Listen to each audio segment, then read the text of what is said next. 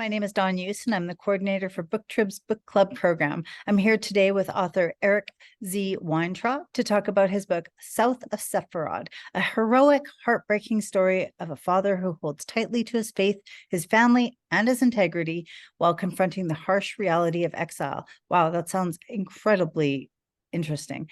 South of SEPHARAD is one of the selections available in Booktrib's book club program for March. That was a mouthful. Thank you so much for taking time to talk to us today, Eric. Thank you for having me. I'm excited to hear more about your book, and I'm going to dive right in because I know we only have 5 minutes, so no spoilers. But what can you share about your book that we wouldn't find on the jacket cover? Sure. So one thing, the jacket cover mentions that the main character of the book, his name is Vidal, and he is the father of a family. The jacket mentions that one of his daughters converts to Catholicism to stay behind in Spain. And actually, there's a whole section of the book that is about that daughter character and how she stays behind in Spain as a Jew converted to Catholicism Wow. during the rise of the Spanish Inquisition. Okay. So a lot of readers have been telling me that's one of their favorite parts of the novel. So while it's not something that is shown too much in the book jacket, it is something that people seem to really be responding to and is a big part of the story. Religion's really heady. And I didn't prep you for this question, so I apologize. But what kind of research did you have to do to sort of make that, to see what that would take to convert?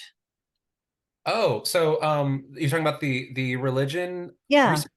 yeah, I think with the research, I think the hardest part was there's this idea that religion I thought would actually be the easy part of this book. I thought, okay, I know I'm Jewish, I know Judaism, I know a lot of Catholic people. That'll be easy. But the yeah. hardest part was actually figuring out how these religions differed from 2024 back to 1492 and how they changed, how people viewed religion, Right. um, what it meant to convert. Because I think back then, I mean, depends on where you are in your community, but back then, religion was a major factor of your identity in the way that it's not so much in all parts of the world right now, but Yeah. certainly is in many. So really, the research it was mostly going through books, talking to people, and just trying to find the answers. Sometimes reading an entire book just to get one little answer. That was kind of the process for researching, especially a time period this far back. Wow, that is fascinating. I feel like that it alone lends itself to making for good book talk or book club conversation. But why else might they pick up your book to be a book club selection?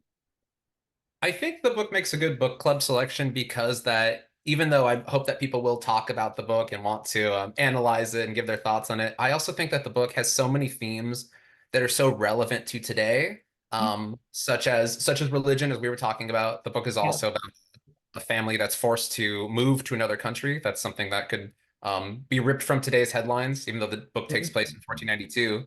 Yeah. So my hope is that the book will serve as a jumping off point for a larger conversation that people can have about the state of the world today and also how what has changed since 1492 and what really hasn't changed since 1492.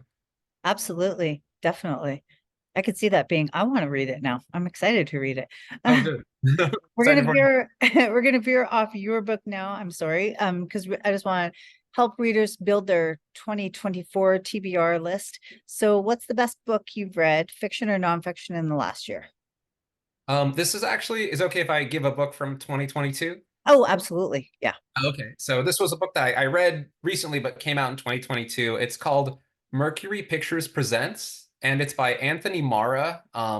It's a really good historical fiction novel that takes place during World War II, but actually takes place not in the Pacific or European theater, but actually takes place in Hollywood. And it's about people who are trying to run the Hollywood studios during World War II. Really well researched, really great characters. A funny book too. You don't always expect a World War II book to be funny, but I think he's an extremely talented writer, and I've read all his books, and I definitely recommend that if you're looking for more books, especially historical fiction. I highly recommend Mercury Pictures Presents. That's amazing because I was just literally thinking about old Hollywood and I never really connected the dots between what would during that time and how Hollywood would have functioned. We don't hear about that very often. You're right. Huh. I've been telling people it's if you've seen these movies, it's imagine if Babylon and Oppenheimer were smashed together and you get Mercury Pictures Presents. Oh, sounds like a winning combination for sure. Absolutely. I would love to talk to you more, but I know we have to wrap this up. So I just want to thank you again for your time today, Eric. Thank you so much for having me. You're welcome. Good luck with the release. I'm excited to read it. Thank you. For more information about Eric's book, please check out the book club page on the booktrib.com website. Thank you.